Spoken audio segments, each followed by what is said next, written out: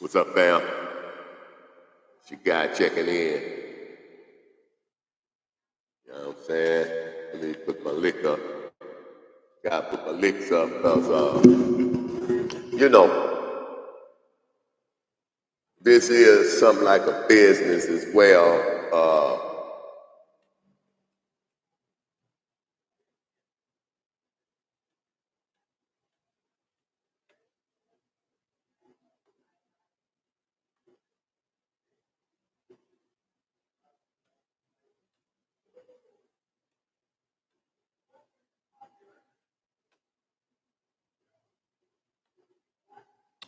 If anybody, feel the desire to want to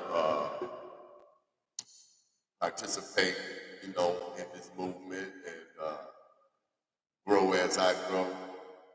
And I'm telling y'all something, this real business. When this started really rolling like I'm working it up to be, all of you guys that was here from the beginning, you're going to really be proud, of what we're going to achieve. This is just the beginning of the process. I'm testing out my equipment and, doing the checks, balances as necessary. Trying to sign on with these different sponsors and companies to promote different products. I say this again, and this is going to take more psychological and psychoanalysis than I'm capable of delivering.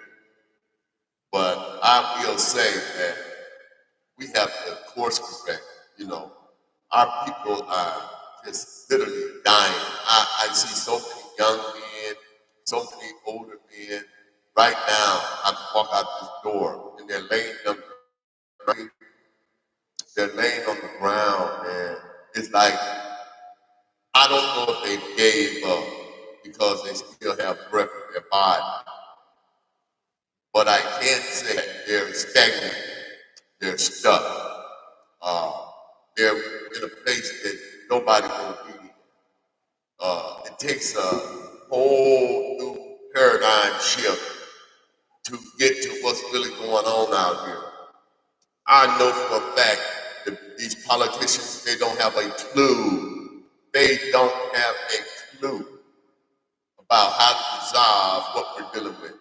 Number one, guys, and you can, feel this way or you can feel that way, but this is what's going to have to happen.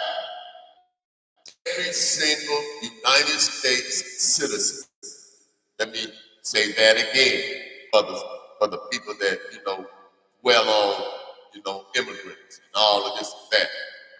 And immigrants is each and every one of us. The only people that can lay true claim to this land is the Native American, which I have some of that blood in me too.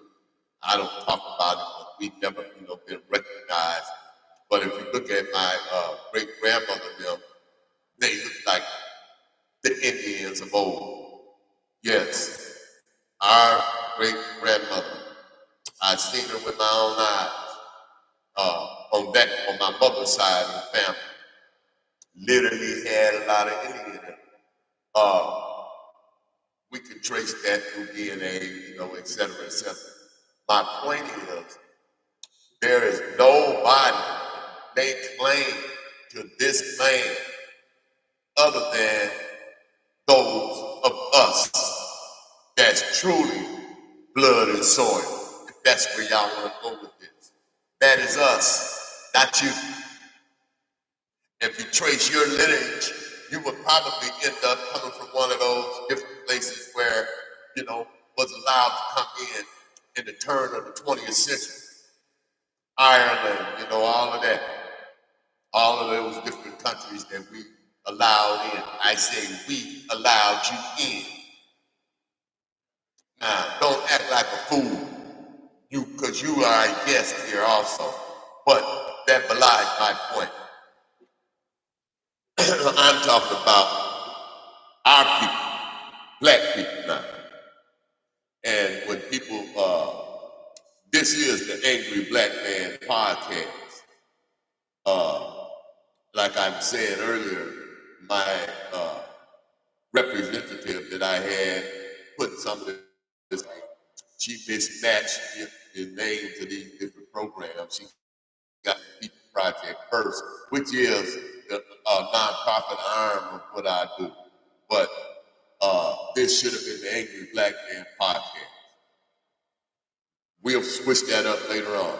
But where I'm coming from with the Angry Black Man podcast is strictly from the heart. And when I say the Angry Black Man, I'm not talking about going out and doing stupid stuff and disrespecting people. Because one of the tenets of what I believe in and is concrete in my heart is respect. I'm real big on respect. I respect everybody and everything that has breath. A dog, a bird, a cat, any type of living being, I respect as God would have us to. When we get to the level of where we are now with this savagery that's going on,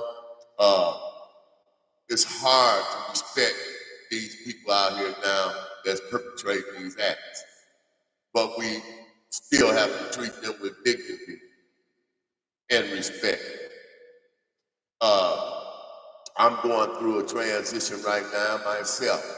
And, I don't know what the outcome gonna be, but I'm solid as a rock. And I know I'm built for this. The mission is mine, I'm taking it. And I'm not gonna waver about what I have to do. Now, sticking into my code of ethics, sticking with the morals that I stand by. I really, like I always say, I've been doing this a long time now. When I look back, you probably got some videos of me, speaking about different subjects, probably going back to 2012. No, maybe, I don't know. Some of them are still posted on here. I'm not deleting anything. Anything and everything I've said, I stand by that.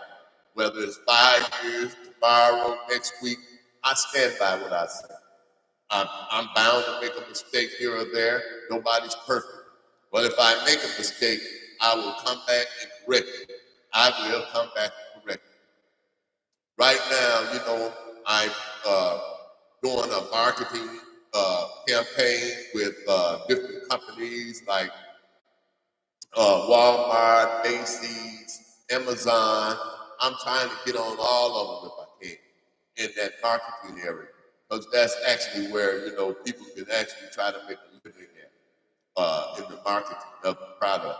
But we need y'all support. Nothing happens without the people. Nothing happens without someone putting forth some effort and seeking out. Listen. I drive all the way over on the other side of town to get some barbecue or to get whatever it is the item is that I might want. Coming from a black man, coming from a black business. Any kind of way I can, I would go out the way to do business with my people. Even though some of them are ratchet. I'm going to call a spade, as they say. Some of them ratchet. I went to one business over here and the lady stood over there on her phone and looked up at me and looked back down at her phone, kept doing what she was doing. Now, I don't know what world that we are in, but I know this. I am the customer, right? I'm coming to spend money. And your job that you took on, you signed up for, says to serve the customer. But we're failing at customer service. I think I'm gonna spend some time to try to put together something that could be shopped to some of these corporations. Because as they say, shit run downhill. So, or if the head of the company and those that's hiring and firing are able to impart some of these tools that these people may not have, they need these tools because it's chasing away business. I never go back to that place. And I put a horrible review on Google because I am a Google guide also. You can look that up. I am a Google guide. So if I come to a business, look at this face. If I come in a business and you treat me like shit, the public will know that. I will tell the public the truth of exactly how that business was, exactly how that business treated me. Whether you're black, whether you're white, whether you're Mexican, whether you're Chinese, it does not matter. When you open your door to do business with the public, you have a responsibility and an obligation to treat every customer like you want to be treated. And that is not asking for much. It's under the common sense approach. The common sense approach that tells you that you have to treat customers with respect or find you another job. Okay? So we got that straight. That is a whole vibe out here now with these people in these stores and whatnot. We should have a rule that you can't even have your cell phone while you work. Lock it up in the locker. I'm going to promote that too.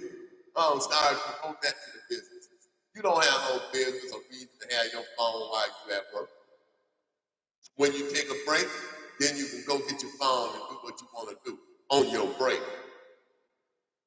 But I see this everywhere I go.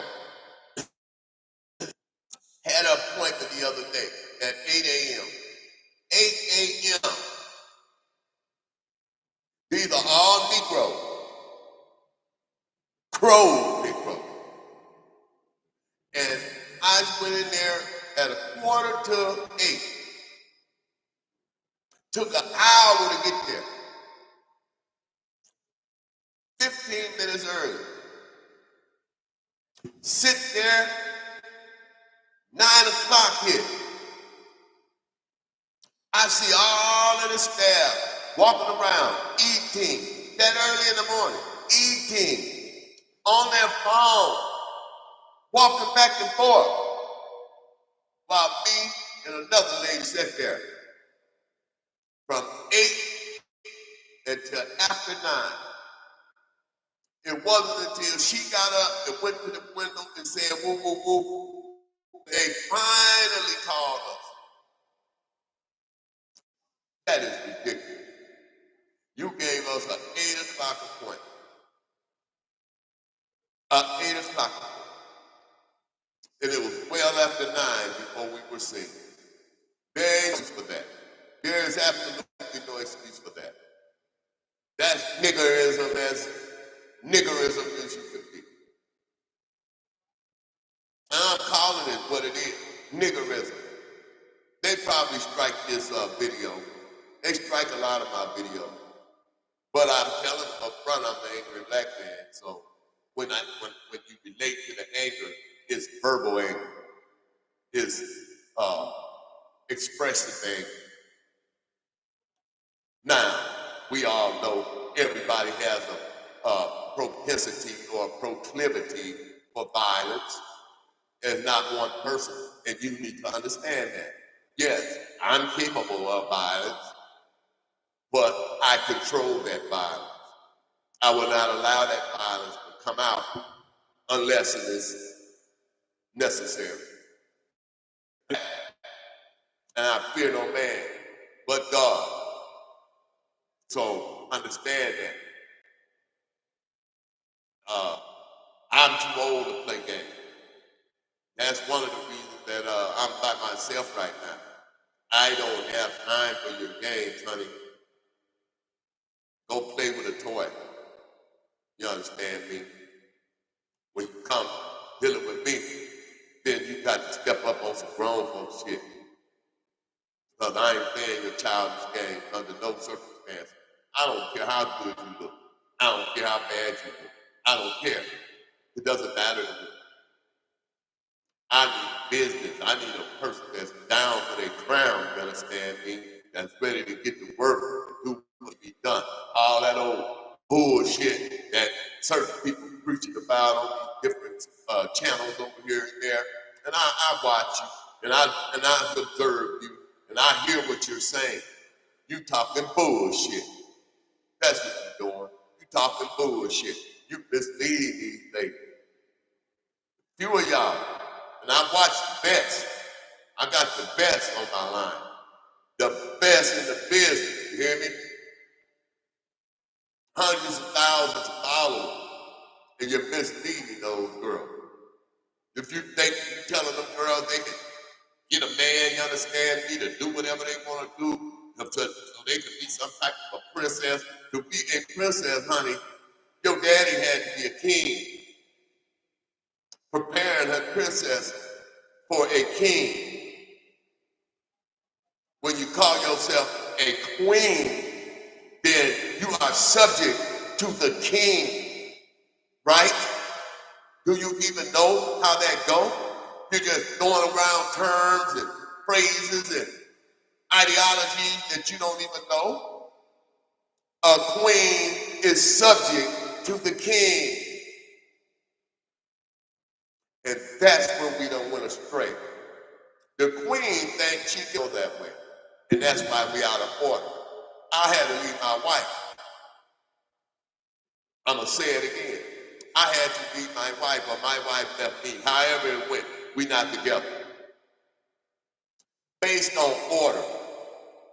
She had got out of order in my book. And I love her still. That doesn't matter to me. Love has nothing to do with it. That's the truest statement that anyone want to ever make. Love has nothing to do with it. If you give me love and you give me loyalty, I'll take the loyalty over the love. Love is over here. Loyalty is over there. And it will not shake and it will not break. Because loyal, then you're going to know what you got to do. You're going to know what the first process and procedure is going to be. You're going to know what you can and what you cannot do. Nobody has to tell you. This ain't no dictatorship. I've never had a woman that have all the freedom that she ever wanted. Because I trust you until you show me not that I cannot trust you. And once you show me that I cannot trust you, or you tell me something or you lie to me, you only get one time. You don't get two. You get one time. And I'm cutting your ass off. I'm cutting your ass off. Because listen, they are misleading you. Get you a good guy that loves you and loyal to you, and y'all mix it up. It might be a time now. Pick him up. Don't talk that bullshit. 50-50 man. Listen there, me. There's no 50-50 man, and there ain't no 50-50 woman. It's 100% of me, and it's 100% of you, or it ain't nothing at all. And like I told y'all before, I've been accused of this, and I'll say that, you know, hey, it's a lot of it that's true. I play by the book. So don't come to me if you're not playing by the book. If you want to break the rule, if you want to go and play games, keep it moving. Keep it moving. See, that's how people get hurt. That's exactly how people get hurt. They play games. And those who play games on themselves. Because you can't gain a master in the game. It's just impossible. So, be humble. Black women, it's a sad situation out here. And I don't care what nobody say. Too many of y'all obese. Too many of y'all are obese. I mean, it's just sad. Young lady, come on now, pick yourself up. Stop it. Stop it right now. Pick yourself up. Sometimes it hurts, but a lie kills you. There's absolutely no way that you should eat so much that you're out of control. Find something else to do. Find something else to do besides eating. And get in the gym. Make that part of your routine. If you don't want to get in the gym, but do it, if not every day, 3 times a week. Set up your program. Get some discipline. Because when I see you, and it's not a medical situation, because we understand there's some people that have medical situations, and that's to be expected. We talk about you, healthy, regular, everyday young ladies out here by the thousands and thousands and thousands that's just totally obese. Don't nobody want that. Don't nobody want that. Not nobody about you. Yeah, you can always get a dick. Slick Rick dick over here and over there. Yeah, you can always get a dick. Hitting the run. Maybe that's the game y'all want to play. But that'll eventually catch up with you. Whether by disease or whatever. But it'll eventually catch up with you. So, I'm going to say this again.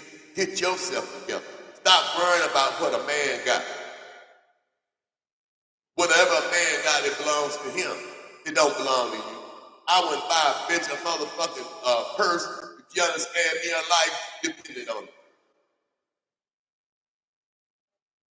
If she's not mine, and when I mean mine, I don't mean like Puffy. I don't mean Puffy Combs, mine, where I own you, my slave. I ain't talking about that.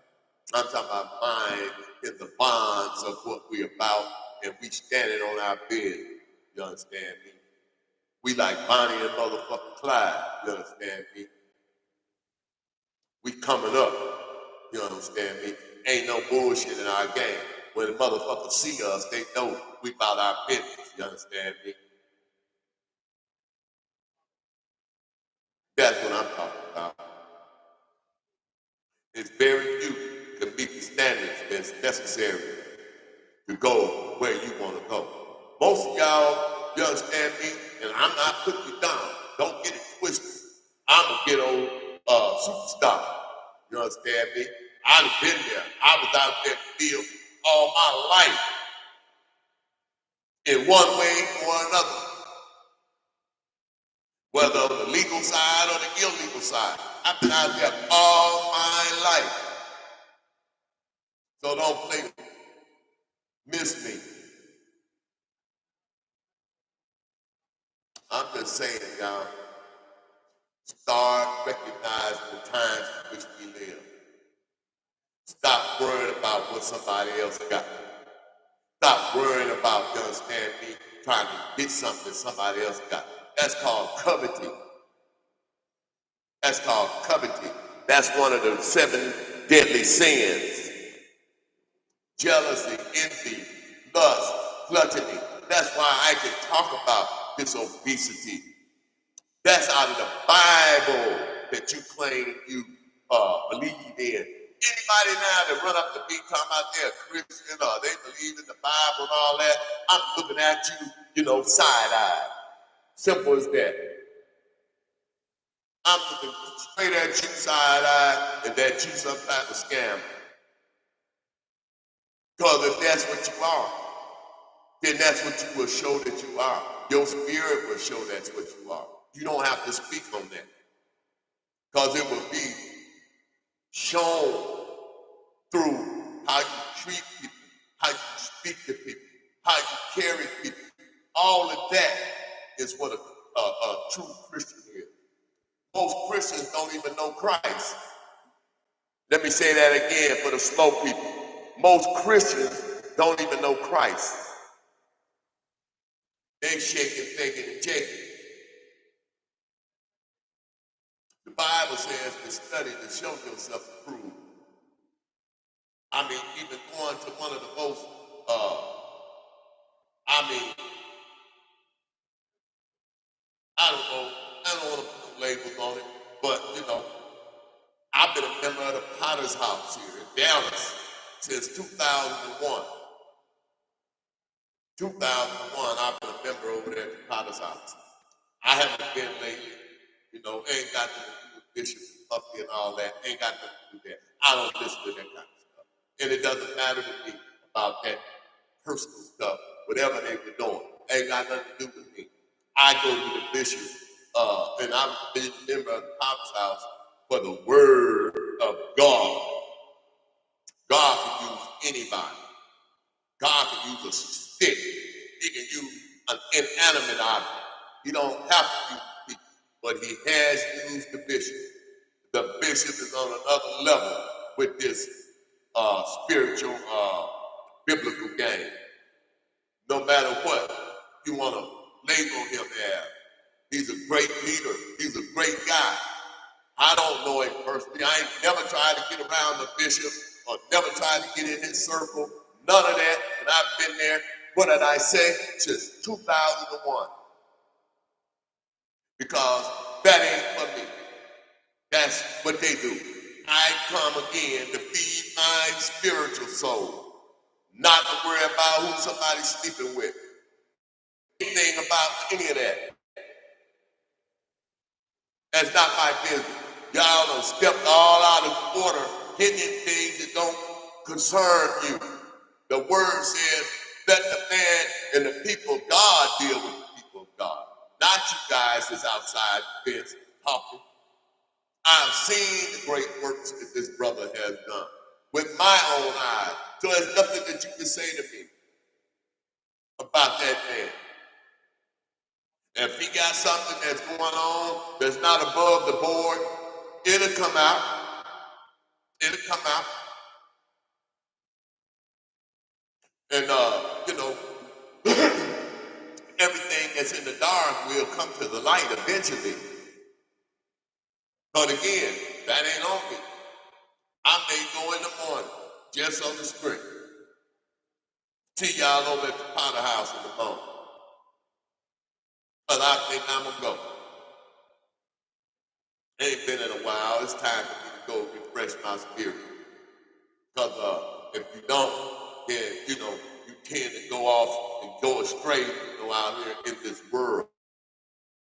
Into a vacuum that, you know, you can't get out of. So I tell anybody, until you're teachable, until you're able to be flexible, until you're able to be up under the guidance of teachings, you can never be a leader.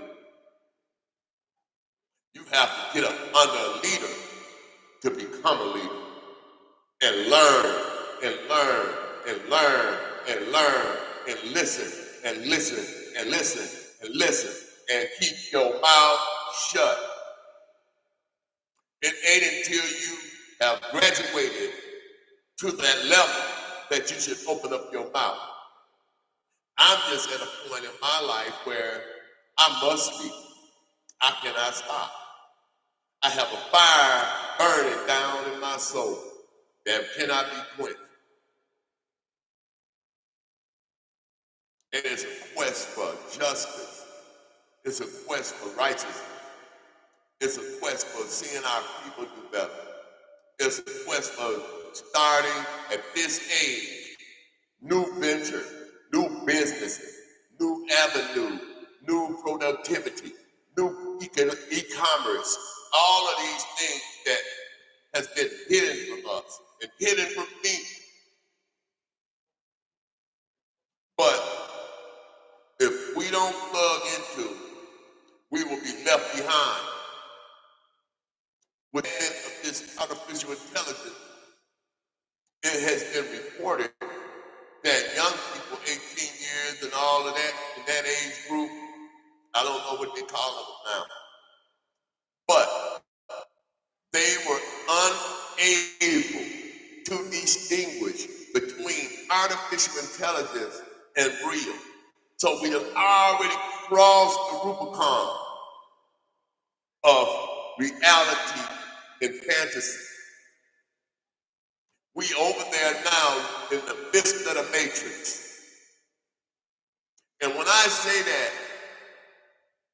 it's real. I've seen it with my own eyes. Every single person that's walking around with a device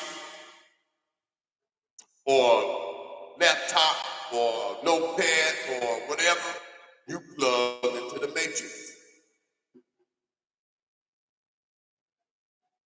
And it's trillions of dollars going around in there every day. Trillions with a T.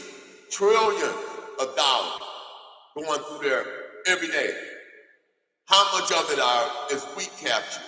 How much of it is we getting a part of? How much of it is we getting for our people? I tell you, man, whatever I do, I'm breaking in.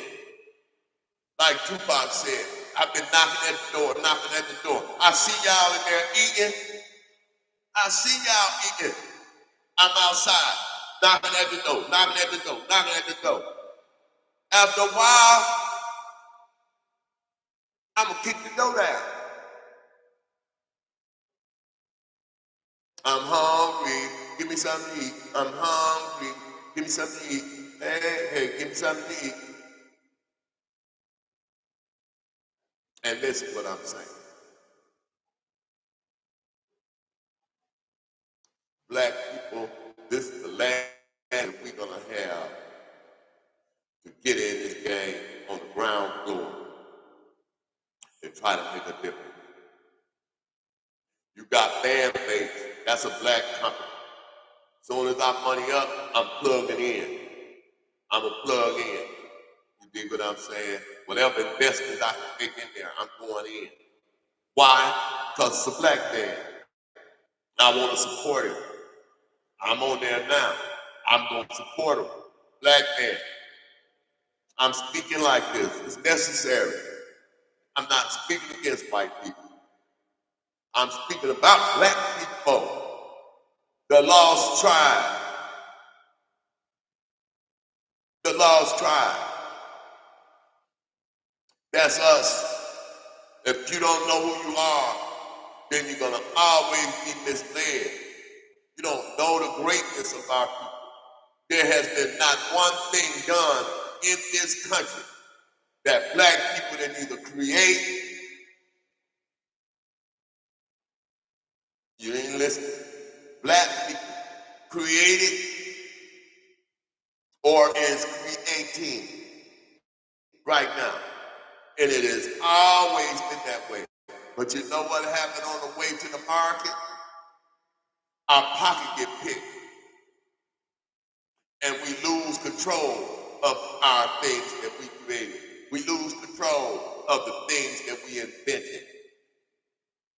Even going back to Edison and all of guys, come to find out, they stole patents from black people. They stole patents from black people. Black people invented. I'm gonna start a series on this because it's too much for me to just try to speak on now. But I'm gonna start a series on identifying and putting out here to the public some of these things that black people invented that didn't get credit for, that we use every single day in our lives. Because most people don't know about it. And hopefully by the end of the process that people will be able to get something out of it. Like I said, I'm all in. It ain't no going back or turning around for me. I'm all in. I'm breaking in this game. Y'all might well come on and give me some of that money now, because I'm coming. I'm coming. I won't my people to be on my team. I'm trying to put a little team together now. I've been reaching out to different people. They ain't coming back, correct. So I just cross their name off the list. I don't care if you're county, I don't care who you are. As the brothers say, show your work. Show your work. If you ain't able to show your work, get in here, start working. Don't come in here after the whole house is already built. And then here you come trying to get credit or trying to do this or that. It ain't work that way. This is what's called the ground floor. And I ain't got no support from none of my people. I'm basically been left for dead. I've been left for dead. And it's okay. Because these are the things that has to happen to go through this process. When you are in the midst of a divorce and, all of this, your whole life is in a turmoil for that period of time, if you're human.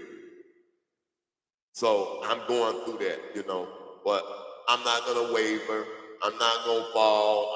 I'm built for this, you hear me? I'm built for this. Little guy like me, but never underestimate dynamite come in small packages, but create such damage when they explode. And again, I know I've been jumping around, different topics because I'm just expressing myself. I don't have a script. I'm gonna start creating a script because sometimes you need a little guidance with freelance and the freestyling like I do. And but I got so much in my heart that has to be expressed that I don't think I can stop. I can go on and on and on and on to the break of dawn, because that's how important this is. I got something I wanted to read. Let me see if I can find it.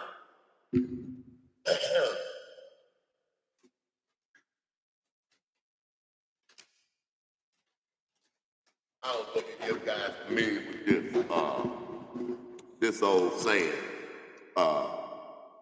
roast. We read this in alcohol and drug treatment, and I just want to give it to you. It's from the King Baby lecture from Bob Brissett, giving credit to the author, Bob Brissett.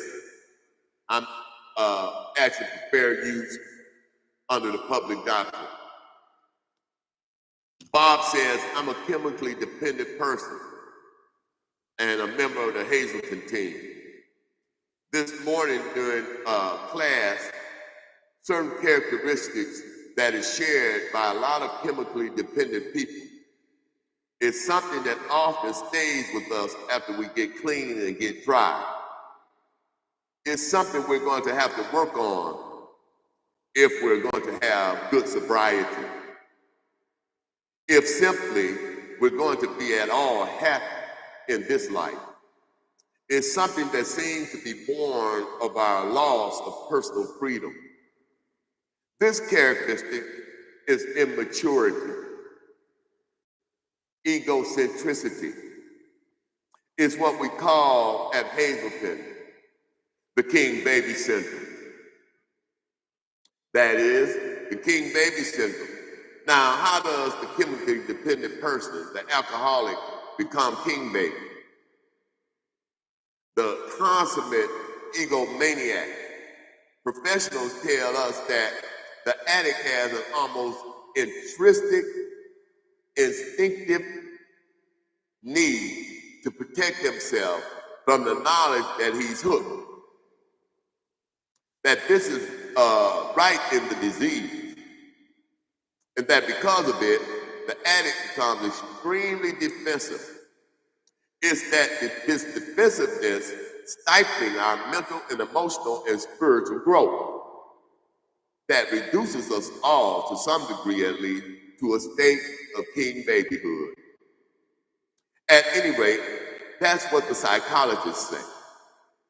And it makes sense But I guess it doesn't really make any difference how we get where we are. This is where we are, and how do we manage to cope with this problem of ours? Being king, baby, isn't so bad, really, if you happen to be a baby. As a matter of fact, it's a natural, normal thing in a baby. Babies cry, and someone rushes to feed them, change their diaper, hold them, burp them, or somehow administer to them. Babies smile, and everybody says, "Good baby." Nice things happen to babies. Then they close their eyes and everything goes away. When they open their eyes once more, everything comes back again. Babies have absolute power over the world. They can truly make it appear and disappear. The tough old world is really their oyster, and it's a nice deal for babies. Most people grow out of this stage, maybe ourselves included. At about the age of 4 or 5, by then, unhappily, some of us, like some of us assembled here this morning, stop growing, and at some point, and begin growing down.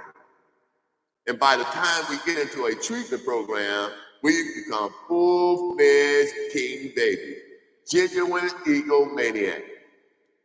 Oddly enough, another characteristic shared by many chemically dependent people, and it goes right along with the egomania, is a strong feeling of inferiority. Once we get into treatment, most of us do pretty well working on the flip side of the king baby syndrome. It's easier to get over feeling inferior than it is with the egomania, mainly because we don't enjoy feeling inferior. We don't get any satisfaction out of it. There aren't any rewards in being king baby. For some of us, it's difficult to even want to quit playing the king baby game. But there are some very good reasons for doing so. One is that if you do, you feel more free, and you feel living that is more comfortable and interacting with other human beings whom you begin to treat as people, not as objects or things to be manipulated and used for our own satisfaction. Another is that you feel cleaner inside, better able to swing with life, to feel the natural high, the intoxication of really being alive and experiencing people becoming people, not things to be manipulated and played with like toys. People can become genuine, equal partners in the beautiful business of living, not as objects for us to exploit. This morning, we'll talk about 6 different ways in which the king baby syndrome reveals itself. We'll discuss each one a little bit and see if we fit in anywhere. We'll see if any of these descriptions fit us.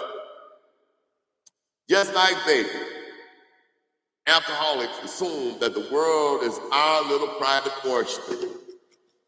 We tyrannize our homes, our wives, our children. We demand meals to be served before there has been an opportunity to prepare them. We throw tantrums if everything isn't done thoroughly. We demand that the food be of our choice, not the family's choice. We demand that the TV be our program, not the family's program. And we deserve this, we tell ourselves. Didn't we work hard all day at the office? What if we did have 5 coffee breaks, a 3 martini lunch that lasted until 2:45, and a couple of long, warm counseling sessions with that pretty girl employee who told us how kind and understanding we were?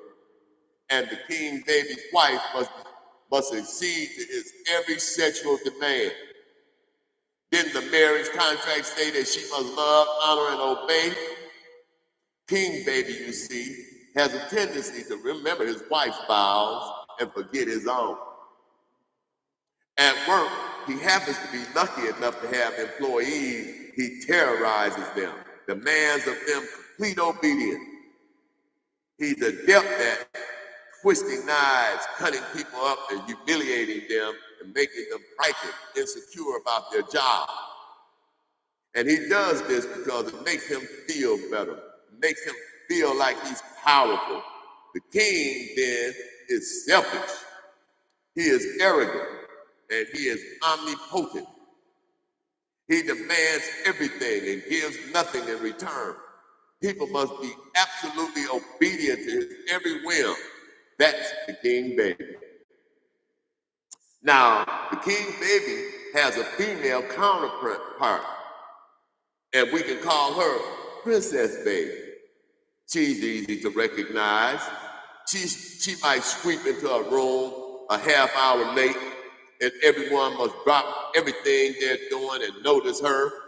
Everyone must bow down to her. Her great need is to be the center of attention everywhere she is. Frequently, she speaks and laughs and loud, and what she thinks is an interesting way, but it isn't. If the princess feels like granting you a sexual favor, you are expected to be grateful to her to your death for having the privilege of going to bed with her. She demands absolute respect from her family and children. She whines and whimpers when all of her demands are not met promptly, and with proper gratitude for your having the privilege of serving her. And the princess is in deadly competition with her daughters. When they get to be teenagers,